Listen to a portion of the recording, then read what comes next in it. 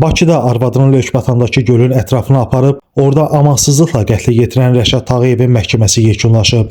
Bakı Arzantər Məhkəməsinin hakimi Elnur Nuriyevin sədri ilə keçirilən prosesdə dövlət ittihamçısı Tural Yaqubov ittiham nitqi ilə çıxış edib. Dövlət ittihamçısı məhkəməyə Rəşad Tağıyevin 10 il 6 ay müddətinə azadlıqdan məhrum edilməsini təklif edib. Vəkil müdafiə çıxışı etdikdən sonra təqsirləndirilən şəxs son söz deyib. O məhkəmədə özünü qismən təqsirli bildiyini və hadisəni qısqanclıq zəminində törətdiyini söyləyib. Məhkəmə müşavirəyə gedib qayıtdıqdan sonra hökmü elan edib. Hökmə əsasən Rəşad Tağıyev 10 il müddətinə azadlıqdan məhrum edilib. Qeyd edək ki, istintaqla müəyyən edilib ki, 2025-ci il iyunun 30-u saat 23 radələrində Rəşad Tağıyev arvadı Sevinç Hüseynovanın xəyanətini əsas gətirərək öldürmək qərarına gəlib.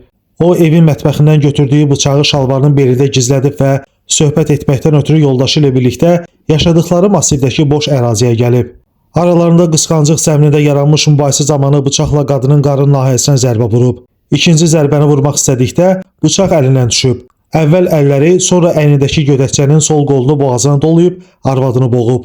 Arvadının əllərindən tutaraq öldürdüyü yerdən 4-5 metr kənara sürüyüb yolun kənarına uzandırıb.